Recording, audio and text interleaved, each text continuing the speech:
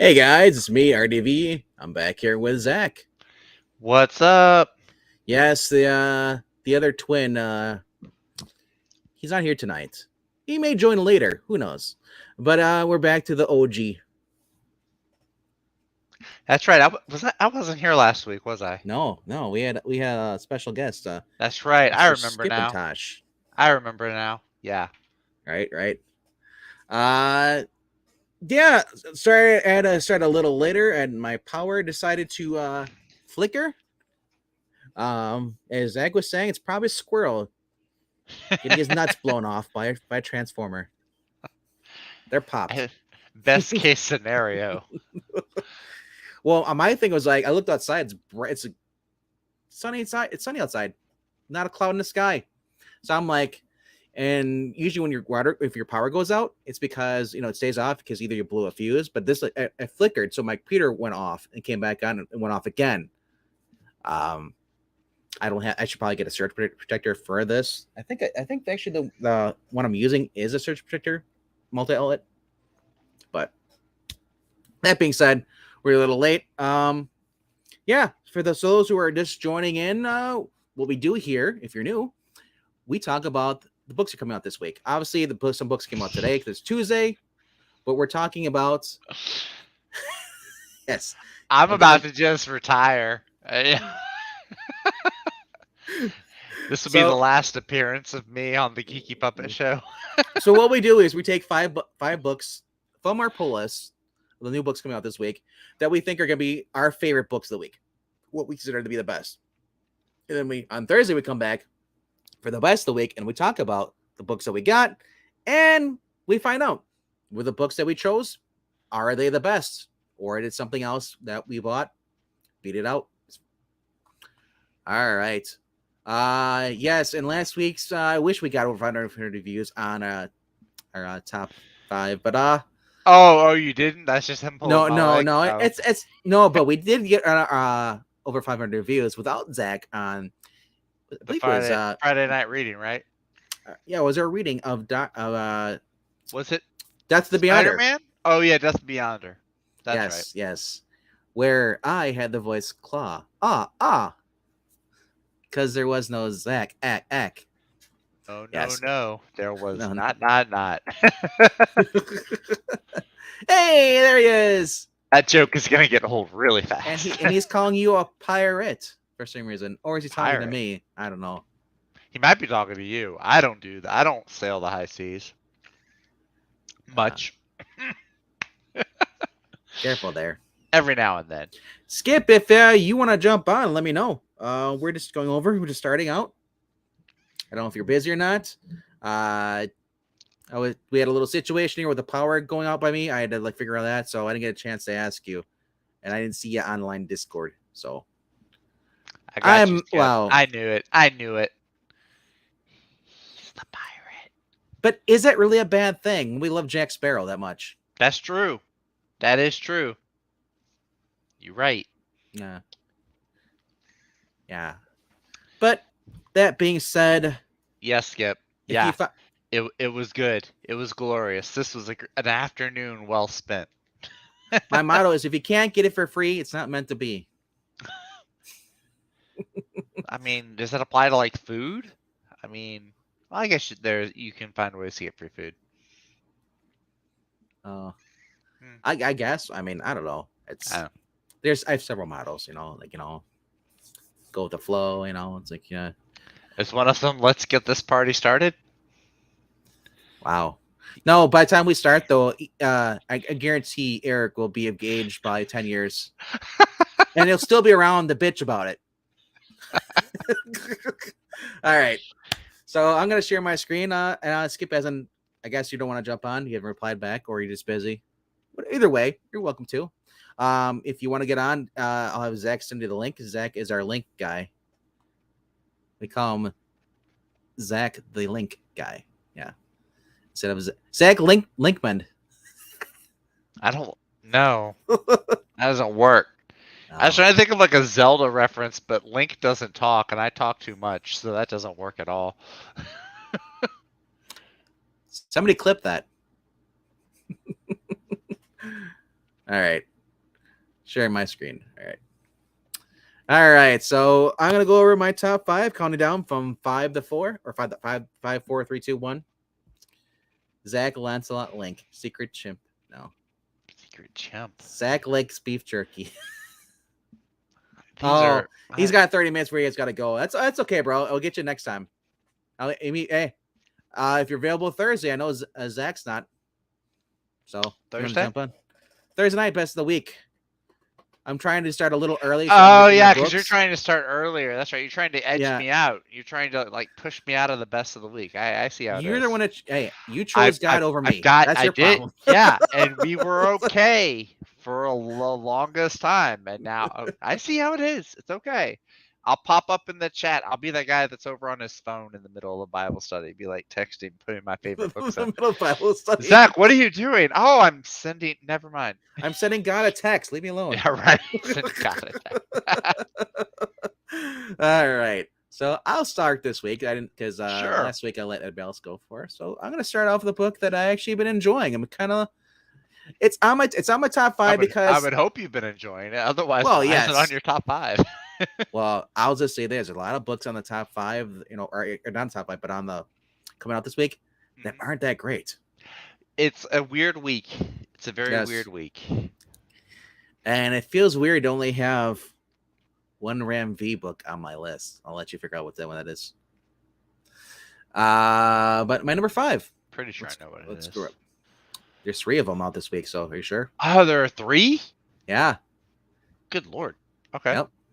Public Domain number 3 is my number 5. It's a series that it's out of my wheelhouse. I was brought attention to this by Skip Tush. He's our indie guy, our local indie guy. And this basically, story about what happens when somebody who was the creator was basically snubbed, and finds out later on the years of life, finds out that he actually was the person that created it, and not the other way around, where the artist was the creator and the writer was not. So yeah, it's just we're thinking about this. We've seen this before where people have been I think I'm trying to think of like real life examples. People say that Stan Lee created Spider-Man when it was actually Ditko that created it with him. Mm-hmm. So there's always the case about that. The Ditko family wanting control of the character. Well, you've got the whole situation where the MCU took Winter Soldier and didn't give Ed Brubaker any credit for him. The writer, yes, for creating the actual title, but the character Bucky Barnes is owned by Marvel, so they see it as he does. Yeah, exactly. Bill Finger with Batman. Mm-hmm. Yes. You know what I was reminded of this week? I totally forget all the time that Bill Finger also created Alan Scott, the Green Lantern. I always forget that for some reason. The Bill Finger, was he afraid of wood? Splinters? Get it? That's actually. Wait, is this the one that he was doing? Was this like a digital comic or a Comixology book first? I don't think. No, this is not a Comixology exclusive first. This goes straight to the Image. Okay, cool. I like how Chip Zdarsky is the writer and the artist on it. I like it whenever there's a book where the main guy is doing I'm not used to that. No, he did a backup art story with Ann Nesenti, and the Daredevil came out last week, and the art wasn't as good as this. It felt rushed. Okay. This art here has actually been pretty solid. Now this is basically, like I said, this isn't your typical your cape story or drama or even action here.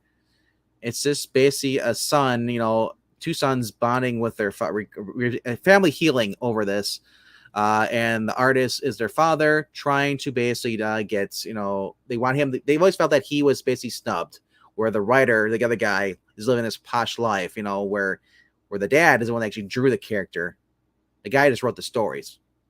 So this calls the question: is the artist the creator, or is the writer the creator? That's actually kind of almost like a deep, almost philosophical question. Yep. And you got and you got two sons basically who basically one's a delinquent, the other one is just kind of having a rough patch.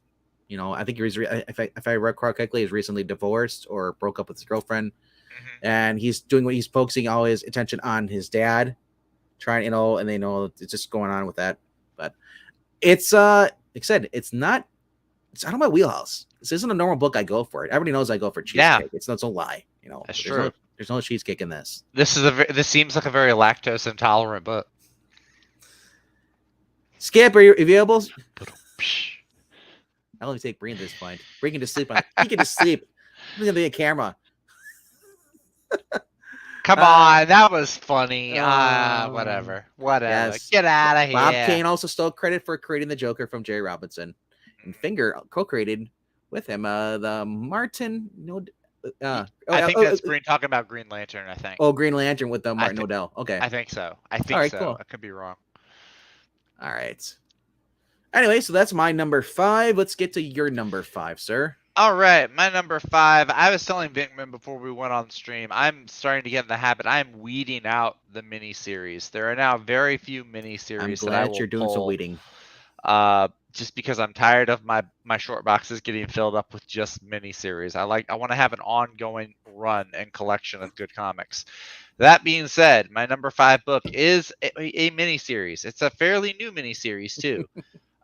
It is DC Mech number 2. This book here, let me pull up who the creative team on it is. They actually did a pretty good first issue. It's Kenny Porter, who is the writer, and then the artist is Baldemar Rivas. Pretty interesting story. It's an Elseworlds book where the JSA, they fight World War II, then Darkseid sends parademons and they wipe out like half of the JSA. And then ever since then, they've been building these giant mechs. It's almost like Pacific Rim, where they build the giant mech suits to protect them from criminals and alien invasions. So the last issue showed Flash and Batman, and then Superman comes to Earth in his own suit. This issue, I got a little bit of a preview earlier. It shows the Wonder Woman and the Green Lantern mech, which the Green Lantern one is pretty cool because it has both Hal Jordan and John Stewart inside of it. So it is very much like a Pacific Rim where you needed 2 people inside of it to operate it. The art is really cool. It's really colorful and bright and flashy. It's very much in the same vein of that Marvel Mech Stripe book. It knows what it is. I don't think it takes itself too seriously. It's like, Superman, hey, it's Superman Gundam. It's exactly. It's like it's your favorite superheroes, but they're in giant robot suits. It's not going to be a super duper serious book. It's a lot of fun to read. I didn't do a detailed read into number 2, but I caught these little glimpses of things. That's kind of cool. I like the dab that he's doing. The fact that Wally can look, or Barry has his powers. I think it's Barry. Yeah, I think it's Barry. Has his powers, but needs a mech suit. Yeah, well, so does the Green Lantern. So does Wonder Woman. So now, Superman. That being said, Barry is probably the only one that can use the Speed Force to power his suit and make it the Avengers still have their powers and the Avengers Mech Strike, and they get to use mech suits. So why not the Justice League?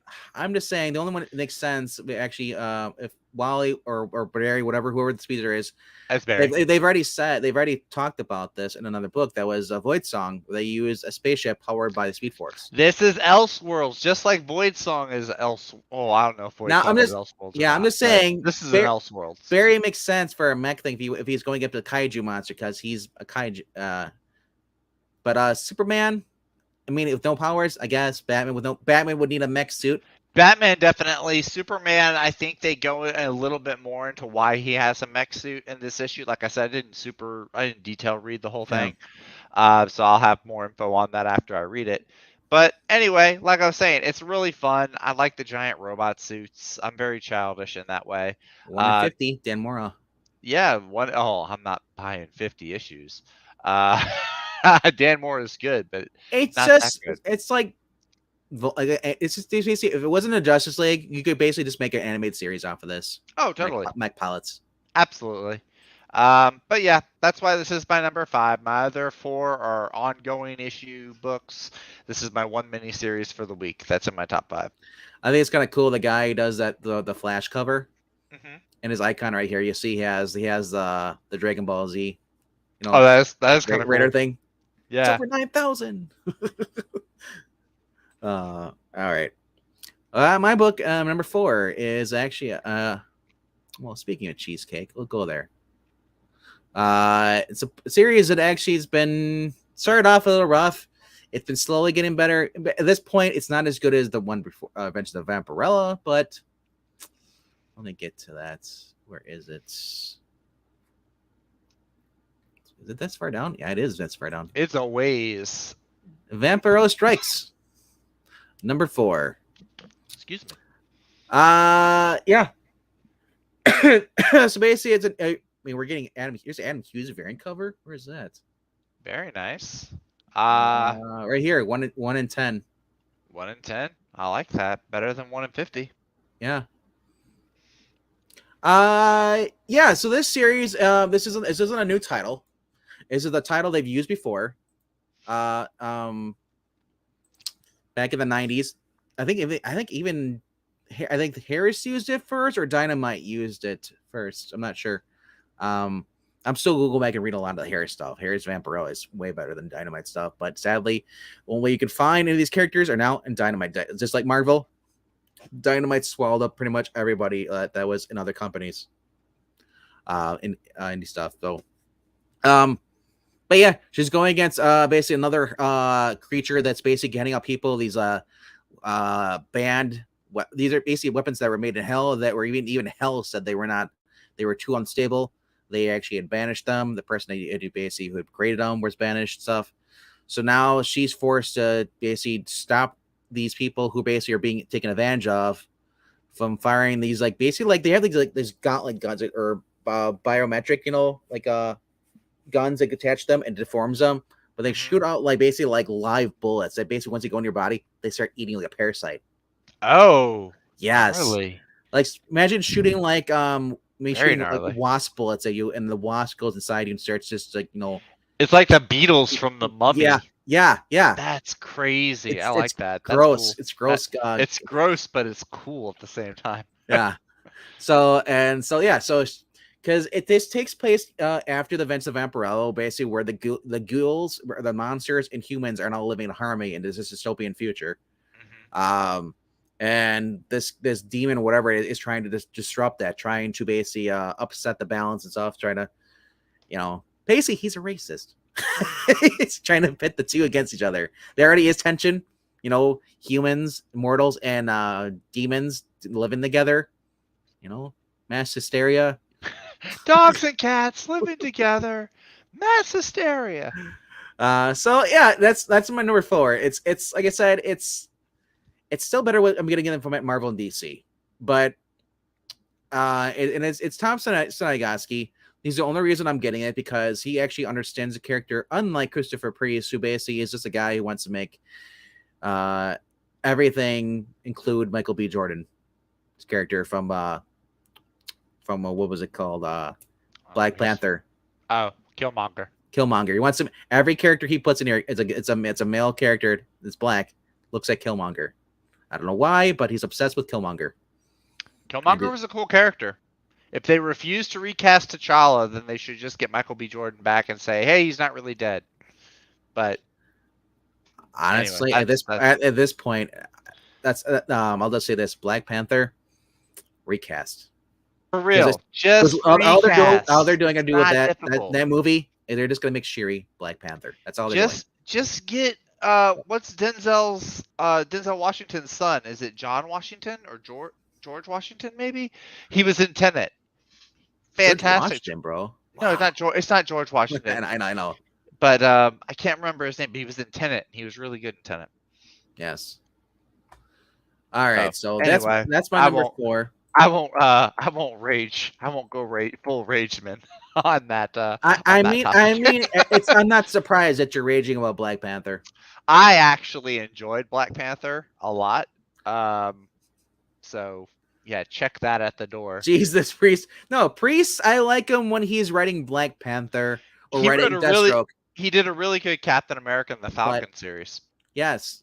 I mean, but him going into doing some of these indie characters where he just doesn't understand the character. It's like he's not as bad as Bendis, but in the same regard, Bendis doesn't understand the characters. He wants to make them to his he wants to make them all sound like teeny boppers who text message. Yep. OMG, Black Adam, come save me. Honestly, I would if Tony Stark's dead in the MCU, let's say Black Panther's dead in the MCU. That's all they got to say. And then with Riri Williams going to be the new Iron Man or Iron Woman. No, Black or Panther if is Shuri- going to be. They are Shuri. going to kill him in the MCU though. Shuri's going to be the new Black Panther. I know, but they're going to That's kill what the I'm saying. child. Okay, we're getting way off into the weeds. We're not even on comic books. This is a whole other stream in and of itself. Yes, and those who watch Oh. They Get Critical this weekend, first appearance of Killmonger. Interesting. Is that part of the aficionados stream? Because I would definitely be listening to that. On That's West, awesome. That's cool. Yeah. All right, so let's get to your number 4. Anyway, yeah, I forgot we were doing a comic preview show, right? Well, it's a comic show.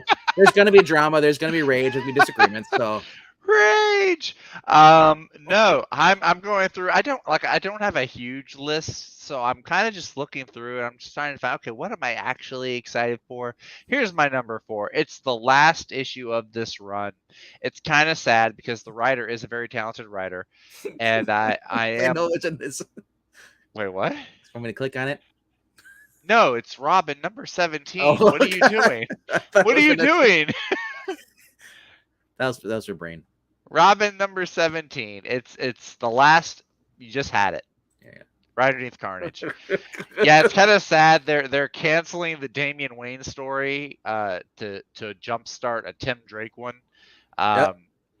Which I don't get why you couldn't just run them you have both going at the same time. Because if he did that, no one's gonna read the other one. That's what you're no one's gonna get it anyway. Yeah. I mean, what are they hoping to like trick some people that don't know the difference between the Robins? I don't know. But no, this has been a really cool story Joshua Williamson's doing. I started out, I've never really been a huge Damian Wayne. Man, talk about Twilight Zone. I've never been a huge Batman fan or a big Damian Wayne fan. And Joshua Williamson's run here on Robin has been really, really good. It's been probably one of the better, not like Flash tier, but it's been a pretty consistently good ongoing title from DC for the past year or so. Throughout the whole like Lazarus story arc and then going into the Shadow War, it's been really good. And I credit Joshua Williamson. He did a really good job with the character. Also reintroducing like Connor Hawke, I thought was really cool. Now I think I'm sorry, go ahead. I was going to ask you, did you notice this? Notice what? Alfred's listed on this. Alfred, yeah, it's probably like throughout the like the very first issue, he's seen like these visions or like he's had these memories of Alfred. Like he feels responsible somehow for Alfred's death in some ways, but so he keeps like seeing him when he's not really there. Thinking? I was thinking that Damian would just throw Alfred into the Lazarus pit. Boom, he's back. I mean, it makes sense, but at the same time, I don't think they're going to be doing that. I could be wrong, but I don't think that's really. They'll drive a wedge between Bruce and him, though. But yeah, maybe. I think this is going to be leading into the Batman versus Robin story that Mark Waid is supposed to be doing because Undead Quinn saying it's pointless for him. I don't know. Listen, Mark Waid's been killing it on the World's Finest book. That's an ongoing series, though. It's not, and that's ongoing. Yeah, that's ongoing. And I really like Damian Wayne as a Robin now. In fact, I won a whole bunch of Batman and Robin books, the Tomasi run from Ease Auction a few weeks ago. So those came in the mail today. So I'm planning to be reading through those. So I'm like getting really invested in Damian Wayne's character. So I'll probably check that out. But yeah, this is the final issue of Williamson's Robin run. It's kind of bittersweet. I'm glad that he got a run. I wish it had gone longer, but now I'll have I'm actually surprised it didn't just cut it off at 12. I was just say it's been a long time, probably 30 years since we actually got a decent Robin like ongoing. Just Robin, right? Like what was the last decent one? Like Tim Drake. The Chuck Dixon run, right? Yeah. And now we get Megan Fitzpatrick. It's a shame. Shame. Anyway, but this one though, I am looking forward to reading and seeing how it wraps up his story. And yeah, that is why this is at my number 4. Also, Roger Cruz he does some really neat pencil art. I do like his art. It's growing on me. Like I said, I support Marania's idea. Stop putting creative teams on the cover. So I mean, what do you mean? Like don't list them? don't list them on the cover because most people, if you hate a certain writer, you're not gonna pick the book. That being said, though, That's fair. in the end, I mean, they didn't list them on comics like in the Silver Age or Bronze Age, right? They didn't. yeah. You didn't see the Now, creator's name. now, the only problem with that idea though is that what if it's Bendis? You open it up and it's like, oh crap, I bought a Bendis book. Well, that's also. And, well, I think. Well, I don't know. and Do a lot of people go to the LCS without looking up what they're gonna buy? the difference for me personally, the difference when I hear about Mark Waid is he said stuff that he's an asshole, just like Dan Slott. Yeah. But he knows how to write. Where Bendis doesn't really say much, but he doesn't know how to write. It's like, Or he used to, and he's since forgotten. yeah. Yeah. So I mean, I don't care what Mark Waid said, because I'm enjoying the book. I mean, as long as he's not giving me the crap that I get from Vita Alea or Megan Fitzpatrick, whatever her name is, Martin. Whatever her name is, I don't doesn't make a difference. It's that MFer. Yeah. Now Skip says he doesn't buy for characters; he buys for the creators. So he's checking the inside before he buys. True. And he is correct. Certain names do sell comics because I'll back him up on that. Because guess what? If anybody else was writing the new JSA book coming out in November, I probably wouldn't be as enthusiastic about picking it up. You froze on my end. Oh, did I?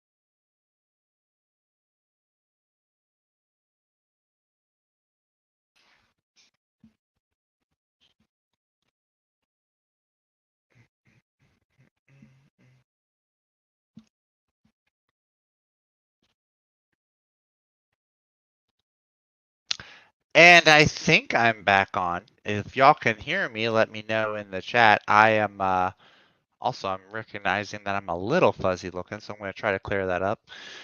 But yeah, while I wait for my esteemed co-host to come back, I'll just read through the chat right here. Good, y'all can hear me. Okay, good deal.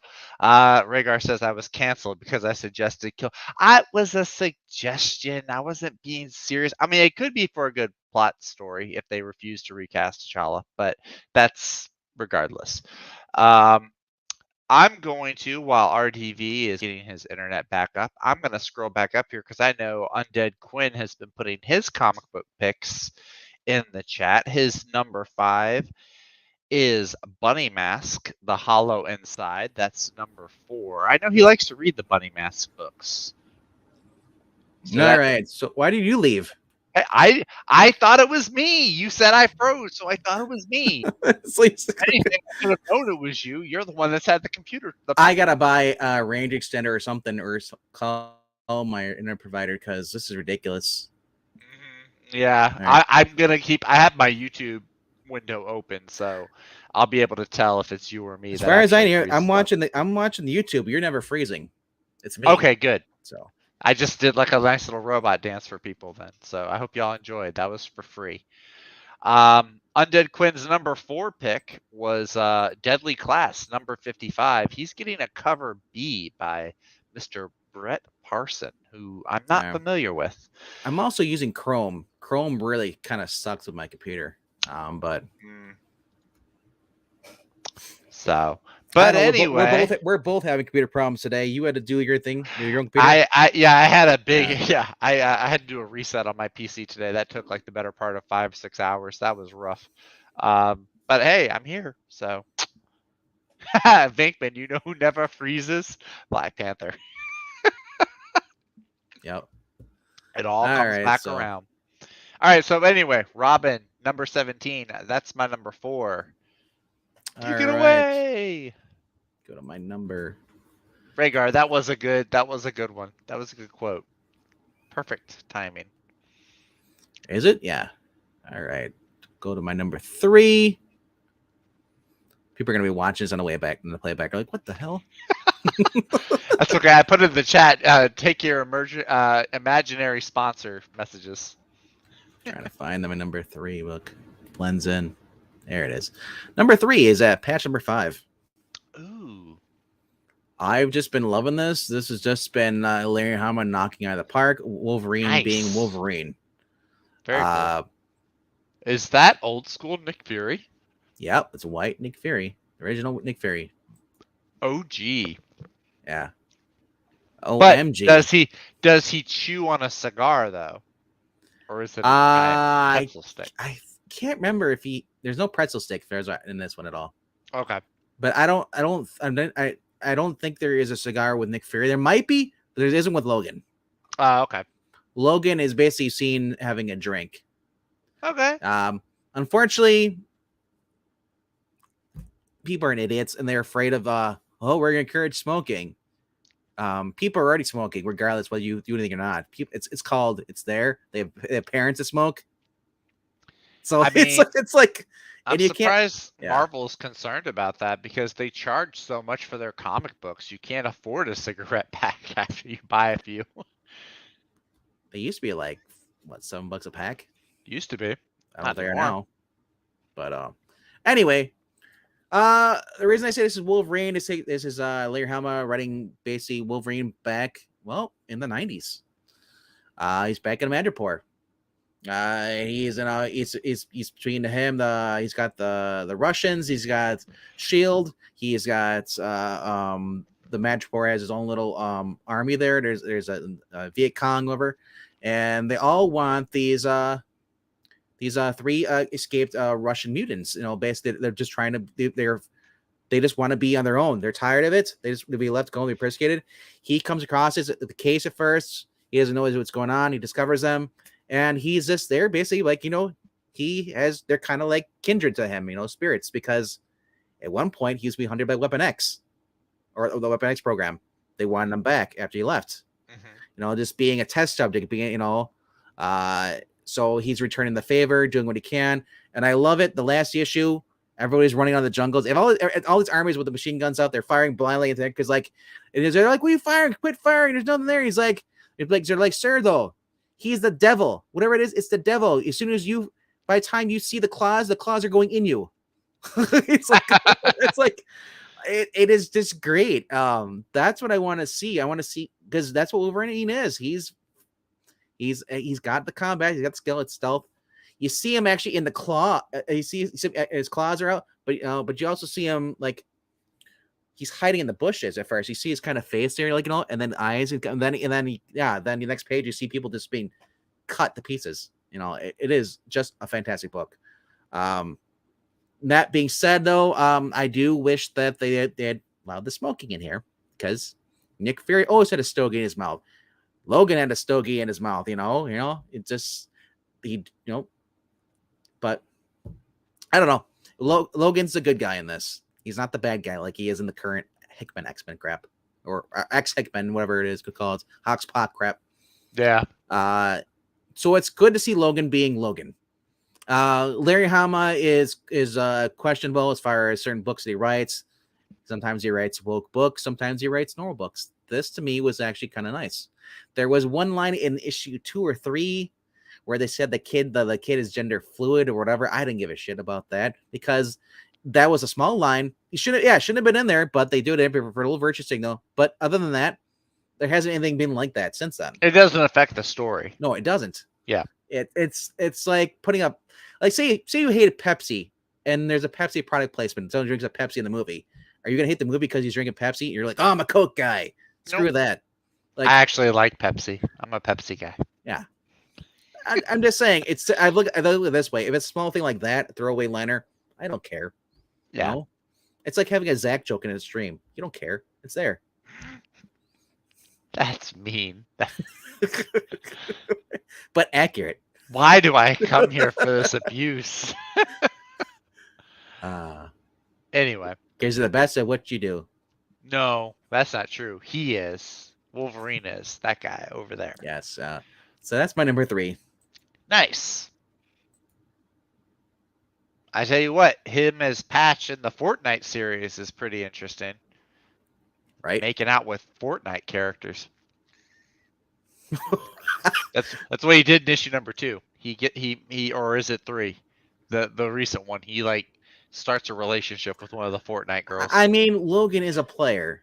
It's the redhead too, so it's like, of course. Of course, it's the redhead. Of course it is. And I bet you that's what Chris Wojcicki did it because there's the running joke that Probably. Logan, yes. Probably.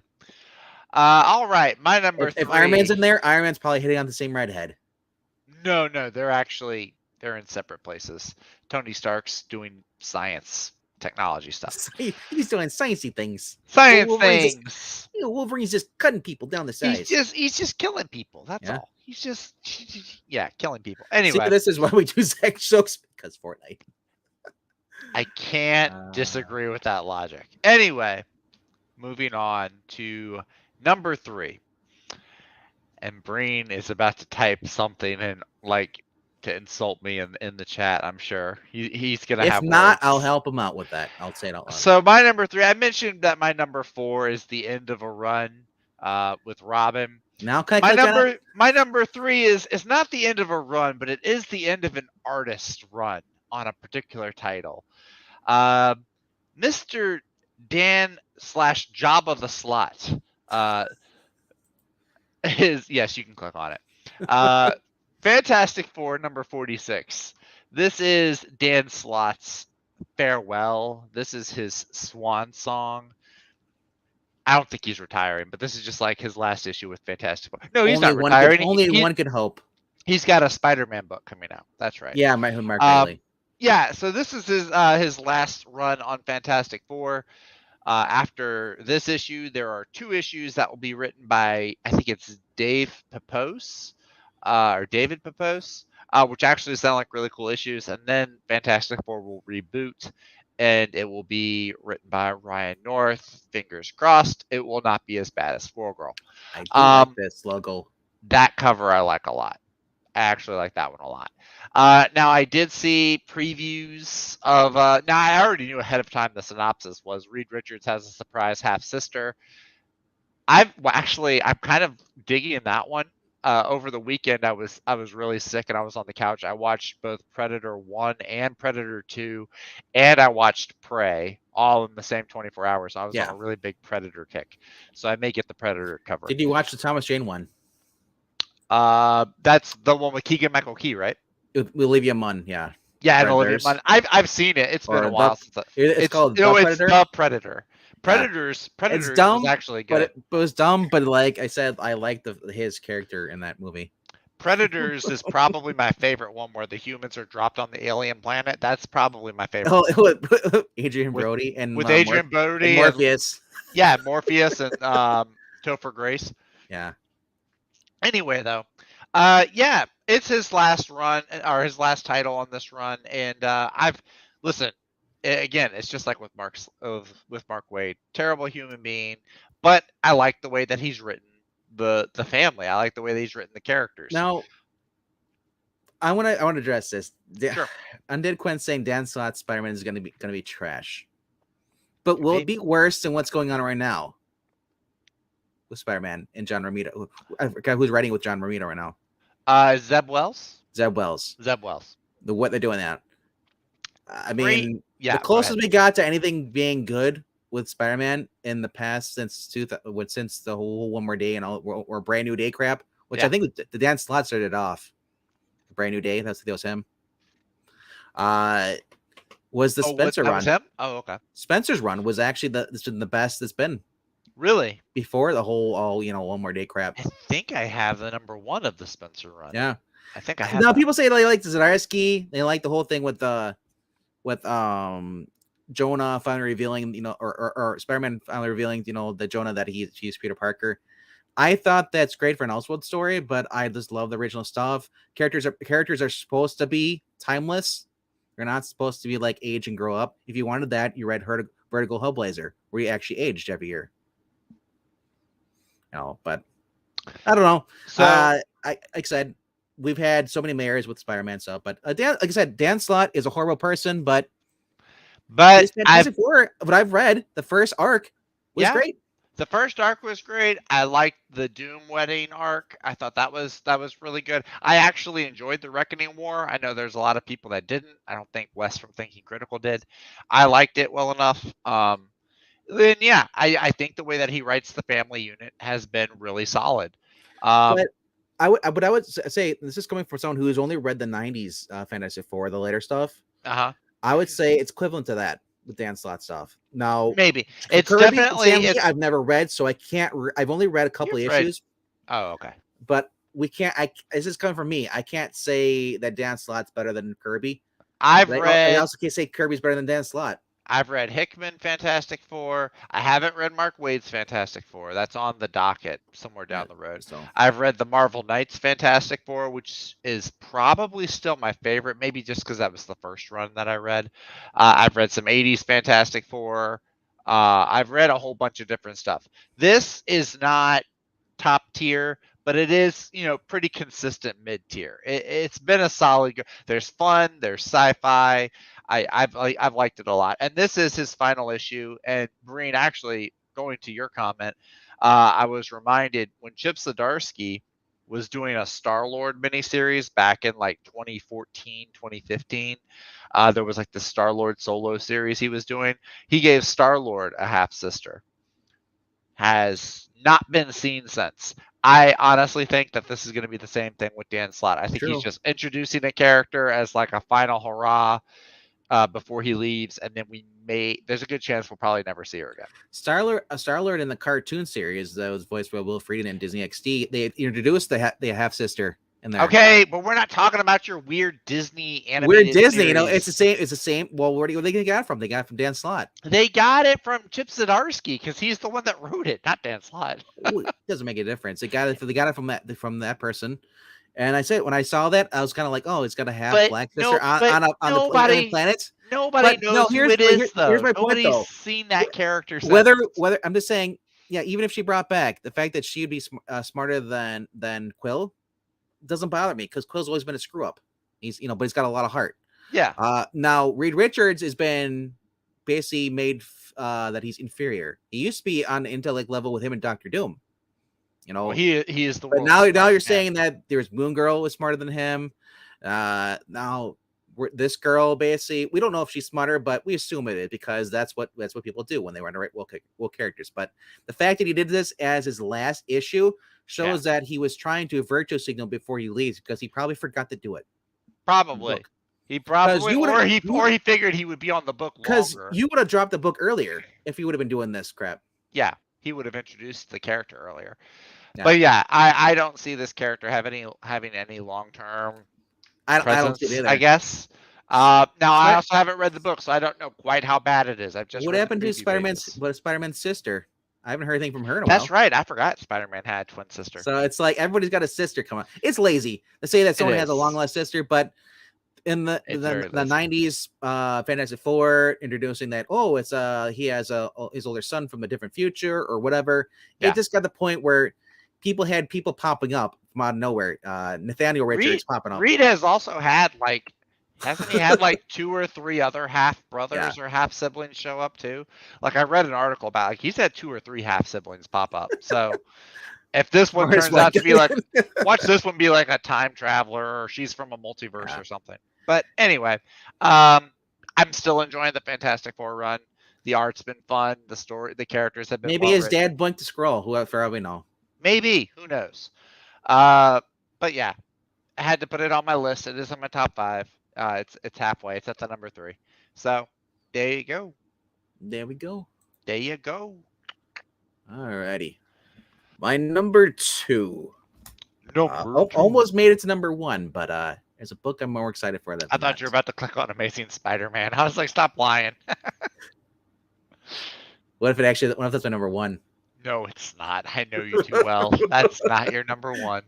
That book is a trigger for me. I can't just look at it. Oh, that cover. Ugh. All right. My number 2 is Oh, there he goes again.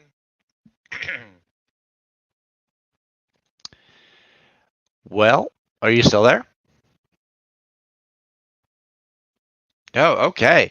So while Vinkman kicks his router trying to get it to work, I'm going to scroll back up here and go to Undead Quinn, who says his number 3 book of the week is going to be Farmhand number 20. Not familiar with Farmhand number 20. But it sounds like a cool book. I mean, if you've been sticking with this since issue number 20, hope you're enjoying it, Undead Quinn. We've also got to heal him. He just dropped his whole list. So his number 5 is Justice League versus Legion of Superheroes. I forgot that was still ongoing. So yeah, Justice League versus Legion of Superheroes. His number 4 is DC Mech number 2. Nice pick. His number 3 is Action Comics. Is that Action Comics? It's like 1,000 something, isn't it? Well, Action Comics 1,046. Because that's the one, I think Steel is on the cover. And now I have the full screen. Great. This is awkward. Guys, I am so sorry about this. So I'm just going to go read through the chat here. Lois Lane was supposed to get a half brother with Sam Lane, fooling around on the wife.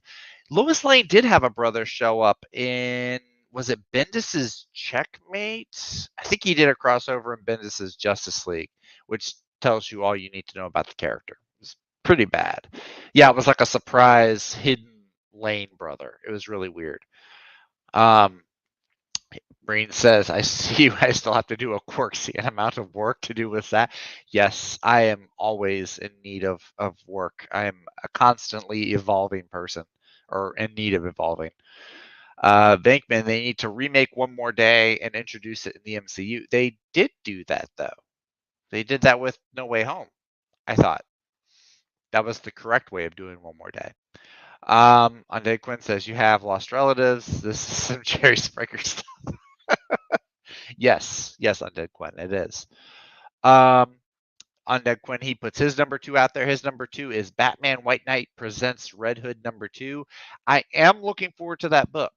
It did not make my top 5 though this week, mainly because it's not Sean Gordon Murphy writing it. It's somebody else. It's Clay McCormick. It's still a really good story, and I think Sean Murphy is still doing the cover, but and the art is still really good. But since it's not Sean Murphy, that kind of just bumped it out for me. Bendis is tremendous. Stop lying, Rhaegar. And nope, it doesn't count. There was no Mephisto. Well, all right. one of these days we're going to have a movie. They're going to say it was really Mephisto all along and not Agatha. So, hey, he's back. Yep, I stopped using Chrome because Chrome sucks. You kick any dents in your router?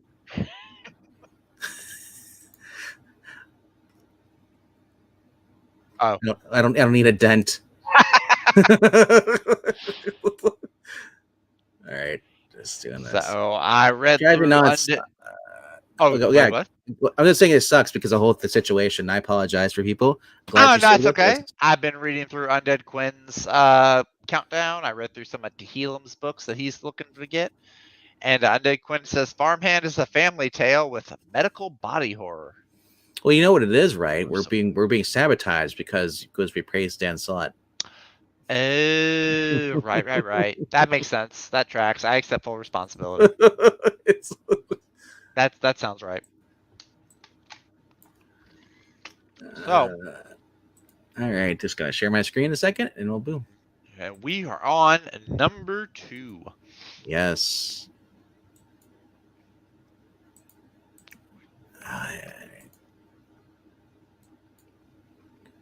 All right, this is a weird thing. I hate using StreamYard. on Firefox. All right, so you should be able to see now. Looks good. All right, so number 2 is where are we at here? My number 2, your number 2. You're number 2. Oh, You're going first. that's right. Oh, yeah, right. I don't even went last time. We'll go up.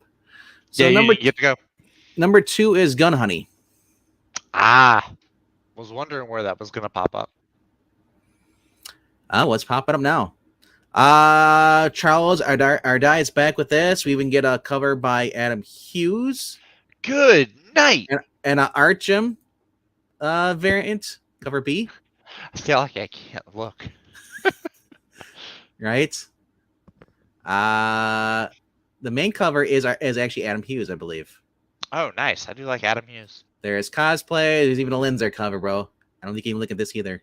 I was about to say, this is the family show, man. Come on. We don't have family shows here. Yeah. And then, if you really want it, we got a lot of. Jeez, I know. They're going the Marvel route with all the variant covers. With the risque cover, topless women, naked. Wait, are those cosplays? This is the cosplays right here. Oh, good night. Oh, jeez. Yes. Wow.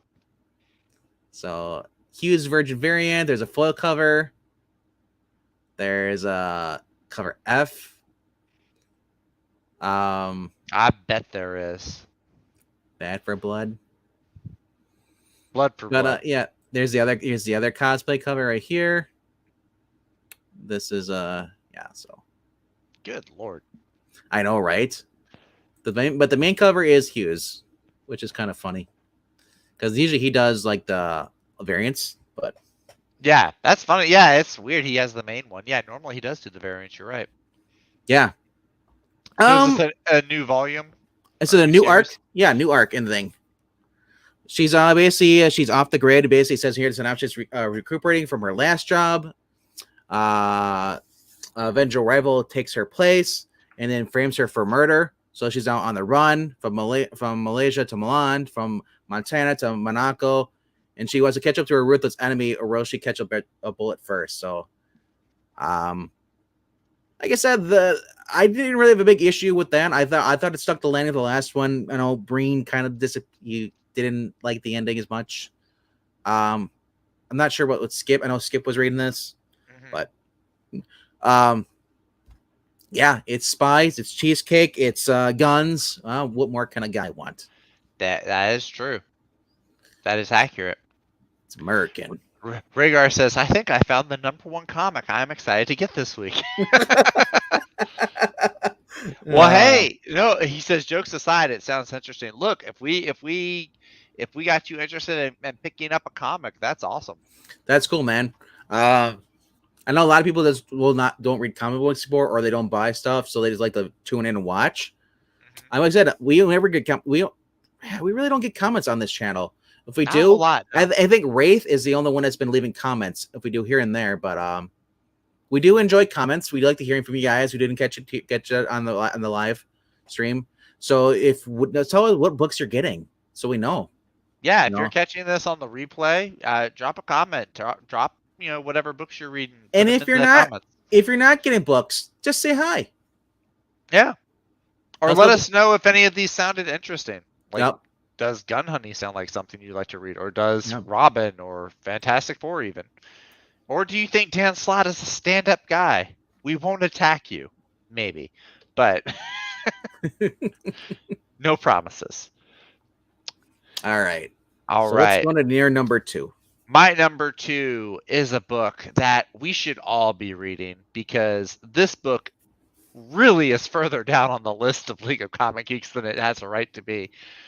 I'm talking about Fables number 154 by Mr. Bill Willingham, one of the wittiest, jokiest guys on Twitter, besides Captain Frugal. It wasn't Batman Fortress? Oh, jeez. God, no. I forgot Fortress existed. You had the first copy. Yeah, and then I forgot that it existed. you skipped it. You scrolled past it. Go up one more. Right there, next to Thanos. Oh, here. Sonic, Thanos, Fable. Yep, there it goes. Look how small the freaking title is, man. And well, it's Fable. I get it. It's a small word. But yes, no. Bill Willingham and Mark Buckingham, they're together on Fables. It's been a really cool story so far. Bigsby and his family, they're not in the city anymore. They've kind of gone back to this forest, I believe, if I'm remembering right. Wait, Bigsby's in this? Yeah, Bigsby's been. Yeah, I thought he's been dead. in it.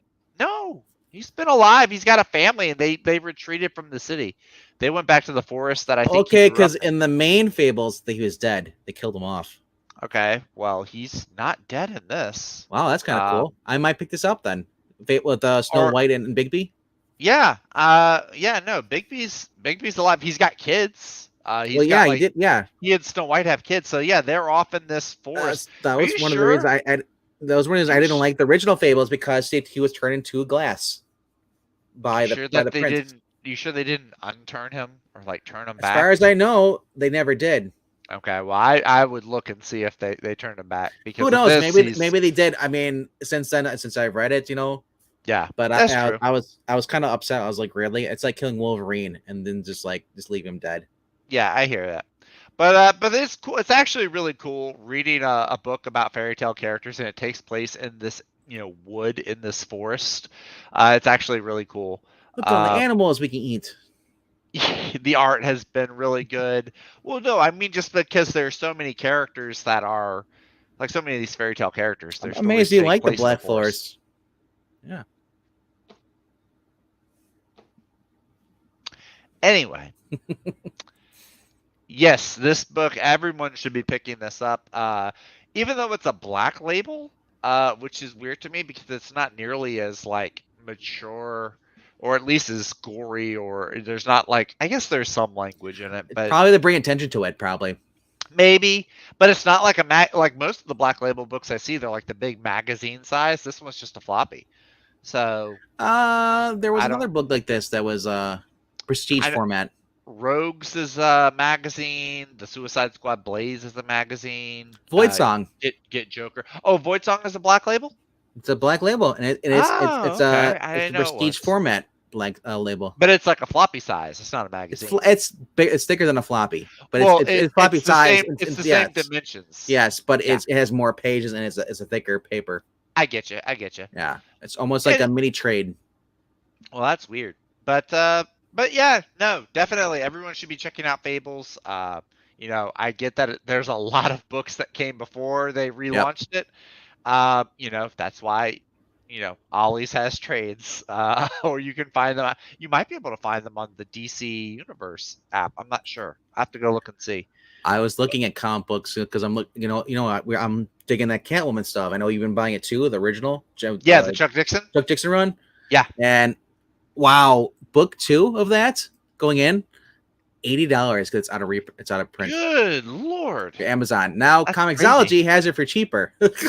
So I was like, there you I go. can reach it digital, but I'm like, it sucks with the older books. Yeah. I wonder if there's like a trade.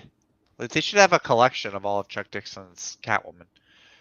But I don't think so. I mean, I've never seen. I'm not saying there is. I'm saying there should back be. Then, and that's out of print. Yeah. Well. So there you go. There's that that's when I look at Fables. I'm like, Fables has been out of. They ended that like what, 2 or 3, what, 5 years ago, 6 years ago, something like that. 2019, 2018. They ended it. Somewhere around there. Yeah. So those volumes that they put out are probably out of print. Yeah, but you got digital. I mean, they're not so far. The series didn't. Digital's great if you want to read. If you want to binge read, go through. But I mean, if you want physical, they actually have something. The whole. That's true. The long run.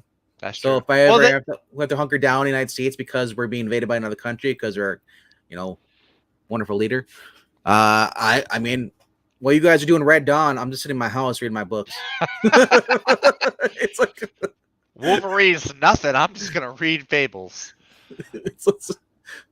But I was thought about that zombie apocalypse, man. I'm in the bunker downstairs. I got my food. I'm just reading my books. There you go. That's your entertainment right there. But yeah, this is my number 2. Bill Willingham, Mark Buckingham, Fables 154. Check it out if you're not already. All right. I'll give you my countdown because we're gonna go with my number 1. My number 5 is Public Domain. Number 4 is Vampirella Strikes. I believe that's number 5 or 3. One of those.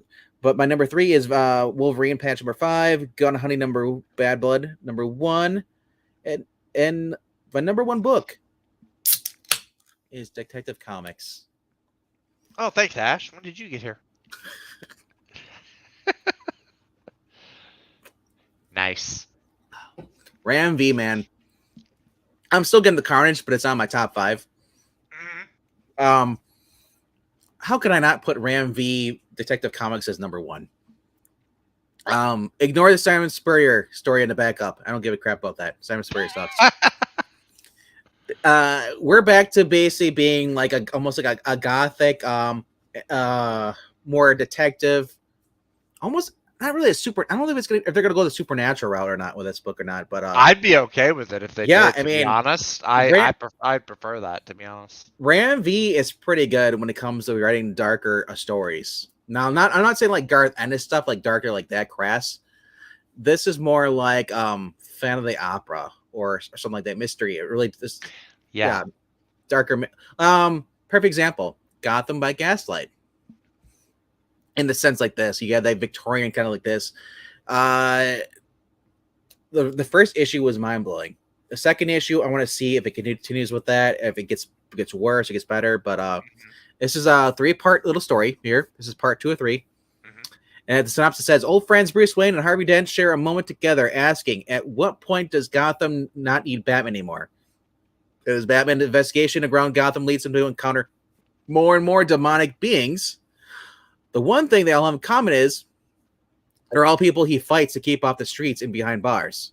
But when Two-Face appears asking Batman for help, is he friend or is he foe? And whatever's going on with Batman is already too late. Is there anything to do about it? Because the last issue, he was sitting there in his chair, and all of a sudden, like, a bat came towards him, and he's kind of like he's morphing into like a giant bat. So I mean, if it's all in his head or what's going on, this is gonna be a very psychological dark book, which I'm very happy for. And Ram V is just one of those writers that appeared back in 2000. I think it was 2016 with Paradiso. If Skip's here, he'll talk more about it. But this guy is a writer that just blew up on the scene, and he's finally at the point where he's writing Detective Comics. He wrote There Many Lives Many Deaths of Lila. Yeah, Many Deaths of Lila Starr. Lila Starr, he did that. Yeah. Paradiso. He's currently writing Swamp Thing. He's also writing Carnage right now for Marvel. This guy is like proven that he is one of the new upcoming writers. He wrote Catwoman too for a minute. Catwoman, probably the best one I've read. Now I haven't read the Brubaker, but I'll say this: he's the best one since Chuck Dixon on Catwoman.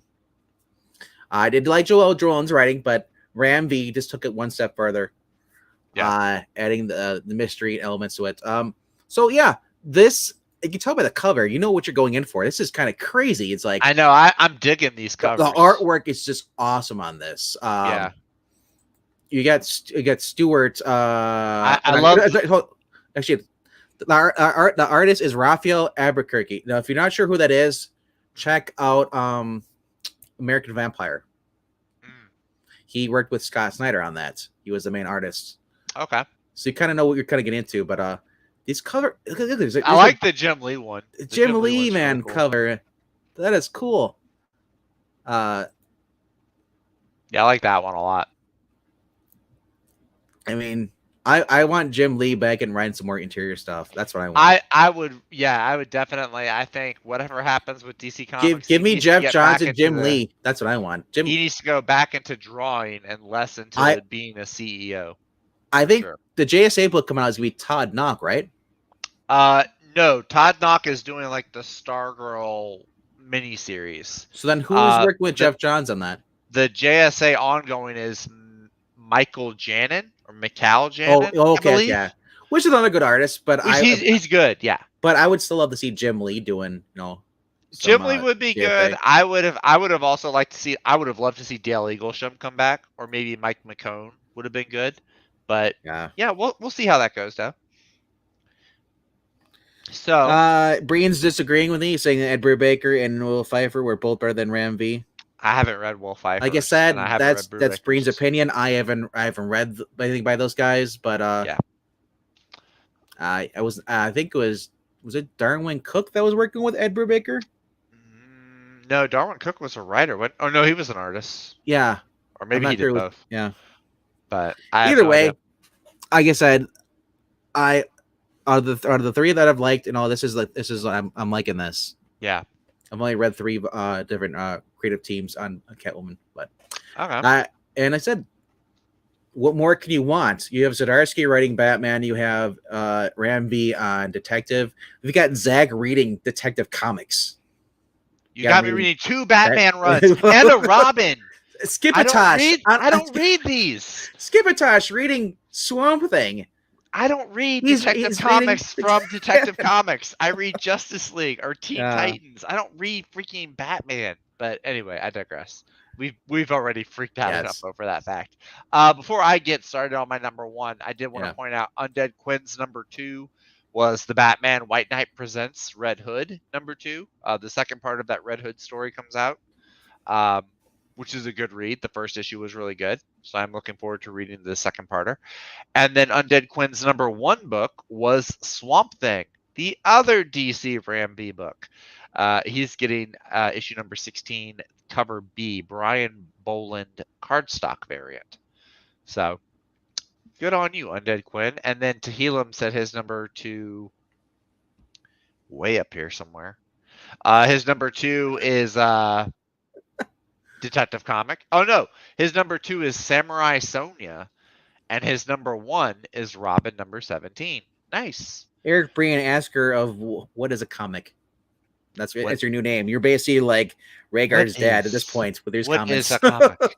All right, so counting down for me, my number 5 book was DC Mech number 2. My number 4 was Robin number 17. My number 3 was Fantastic Four number 46, the final Dan Slott book. My number 2 was Fables number 154. And my number 1 book, Minkman should have just left it on the screen because it's Detective Comics issue 1000 and whatever the tiny print says. The legacy number. The freaking legacy number. The Ramby book, 1063. That's the one. Yeah. Freaking A, man. I'm reading a detective comic book from DC Detective Comics. Ramby, which I think just speaks to the greatness of Ramby as a writer.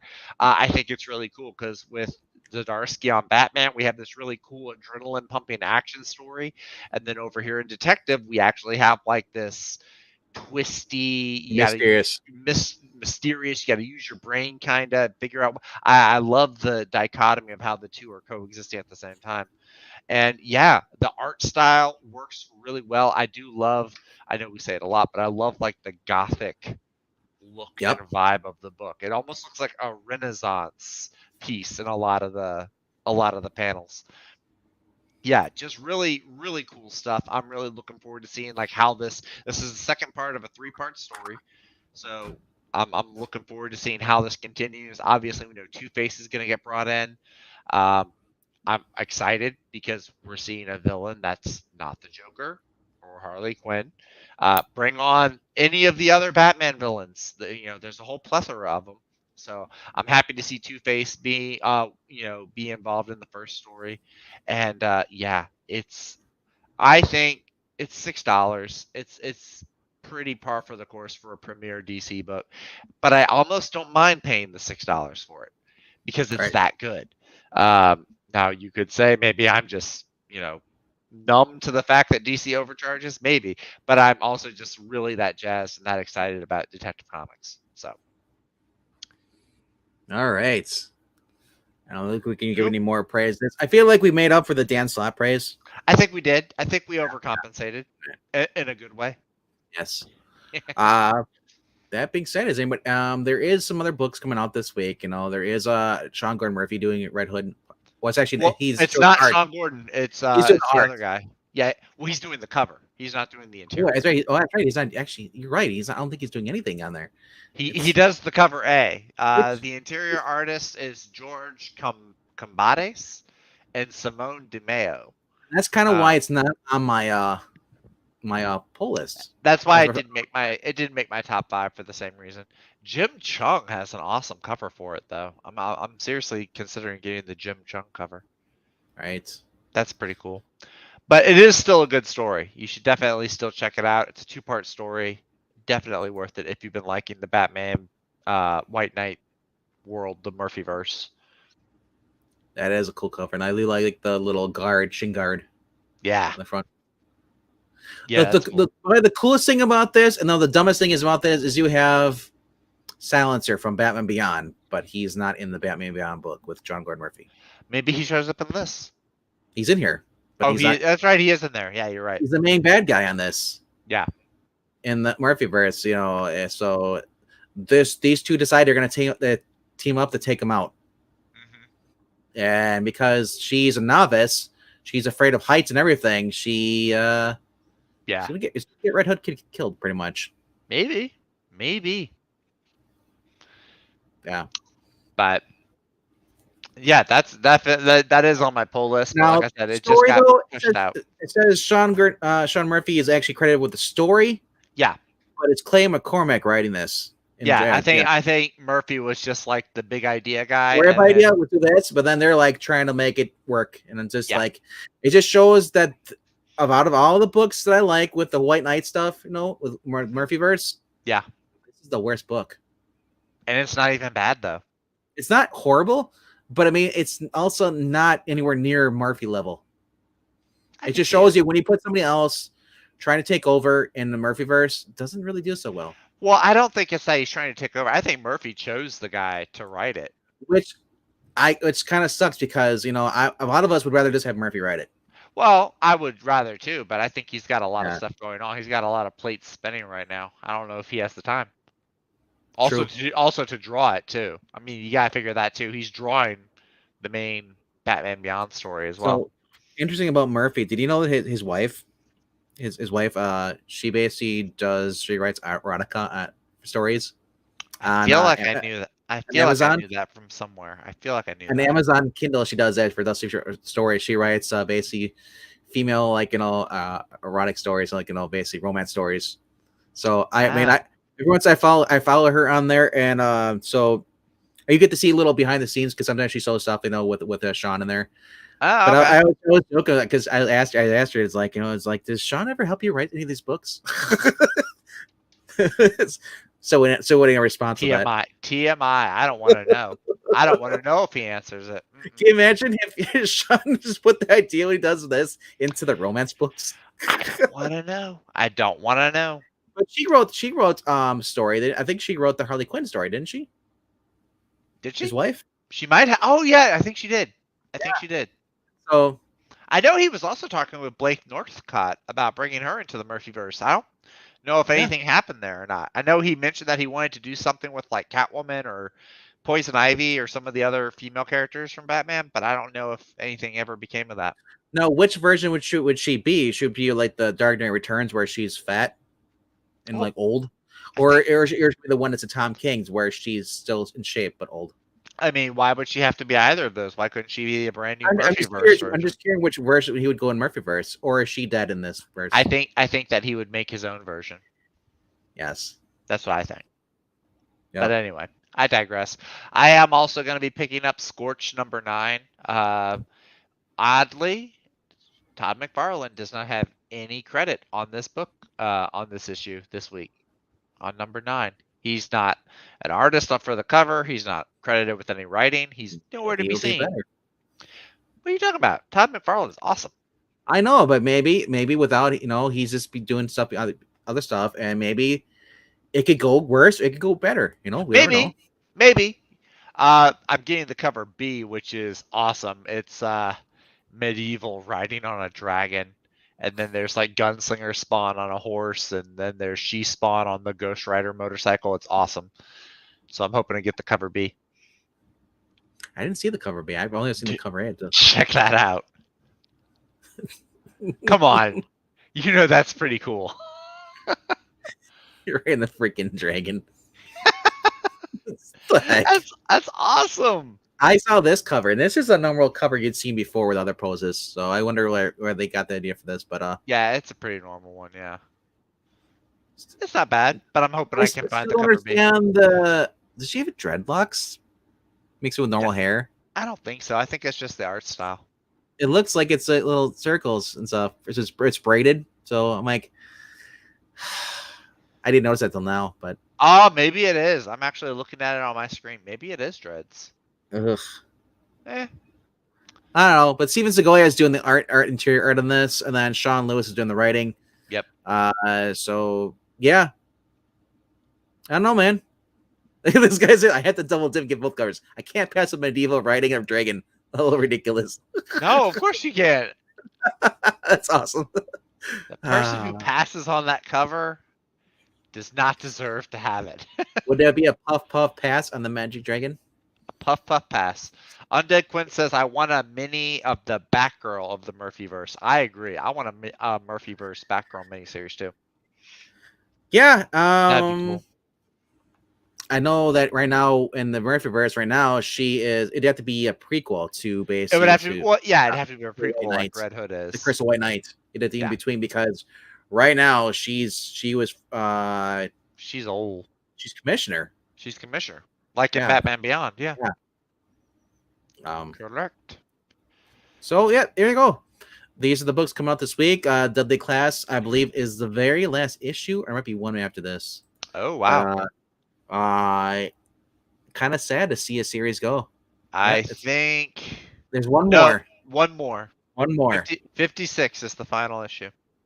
I never knew I could love a book this much and be moved to tears that it's ending. Like the last book I got like this emotional with this. Well, not this emotional, but was Dan Durgan's Batman Beyond. It was just such great, Yeah. It just was a continuation of the cartoon series in a sense. Yeah, Rick Remender's got a talent for drawing you in. Kirkman does this with Walking Dead. Right. That's it though. Zach is such a sucker for dinosaurs. I'm a man of civilized taste. We've already said this. He's a Sympasaurus. I am a Sympasaurus, a mech Sympasaurus. All right, so that's it. I'll stop sharing my screen. I think we read off everybody else's. I believe so. Undead Quinn's the only one who buys books other than us, apparently. No, Tehillim listed his. He listed his. That's cool. He did all of them in one go, though, up at the top. When I was gone. All right. I don't know why Riker's talking about Amber Heard. I don't want to know why. I don't know, because we were talking about number twos. Number two. Yeah. All right. So if you like this content, we ask that you please click like, subscribe. Also, if you want to support our channel, we have a Ko-Fi link. You're welcome to leave $1 or $5 or more. Or if you don't feel like donating, you don't have to. There's no pressure. Yeah. The money goes towards my candy bar addiction. Those $7 cigarette packs. That's what I need. Support my two hobbies. No, actually, they'd be Breen's hobby. Maybe, yeah, we'd be sending cigarette packs to Breen. Yes. All the money goes to support Breen. He's getting old. If you like this content, why? Is there nothing else out there for you to watch? All right. So we thank you all for sticking by with my internet problems, doing with Zach's bad jokes. There weren't that many of them. There weren't that many. Come on. I don't know, but if people get upset with the whole one-liners, did really well in their movies, Zach jokes do the same thing. But you can kind of ignore them, though. That's fair. That's fair. Ending already. Yeah, I guess so. Yeah, I guess so. I'm still on the tail end of this cold that I'm trying to beat. I've almost got it beat. So little Zach needs to get his sleep. What? Little Zachy. Little Zach. Oh, sure, whatever. That's what Breen calls you, little Zachy. Yeah, Breen's also like twice my age. He's allowed to. You're like 3 years. Wait, he's allowed to call you Zachy? No, little Zach. No, of course he's not. I'm just being polite. Oh, you're being polite. On screen, off screen. Fuck him. Don't quote me. I don't quote you. Anyway. All right. Anyway. So going on tomorrow night on the channel here, the puppets will be back. There will be a reading of She-Hulk from 2004. Dan Slott. Oh, okay. I thought you were trying to say a review. I was like, issue number 2. Well, if Zach internet hasn't gone out, there might be a bad batch this week of She-Hulk. Why are you making jokes about my internet? You're the one that's cut out of here 4 times. Yours went out for like 7 hours last week. That was last week, though. Yes, I don't foresee that happening. I don't think that we're gonna be bad batching She-Hulk. I don't think that's the goal. But you may catch. I don't know if the Puppet Lord, if he may want to do a review. Actually, if he wants to do a review tomorrow, he might be out of luck because I'm going to be at trivia night. So we'll have to wait and see how that goes. Review for what? For She-Hulk, the show. Oh, the show doesn't air till like 2 in the morning on Thursdays. Yeah, I know. Oh, on Thursdays. Oh, you're right. Yeah, Thursday morning. Stargirl also comes out pretty soon. Season 3. Next week, right? Yeah. Next week is Stargirl. Yes. And then in September we get the Rookie come back. Oh, it is coming back in September? Nice. Season 5. Yep. Right on. Very cool. La Brea, season 2. I'm watching that. And then I'm trying to Winchesters is starting on the CW. Oh, I'm not watching that. Supernatural by the same creators. The guy did Supernatural with Dean. Guy who plays Dean and his wife. Jensen Ackles and his wife. Oh, I know what it's about. They got creative control, so they're gonna. So I think it's gonna be good. Okay, well, I will wait to hear from you.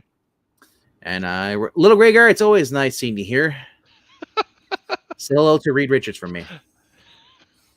Good night, guys. Take it easy, y'all. Have fun at the comic shop. As Puppy Teen says, keep it sleazy under the bridge.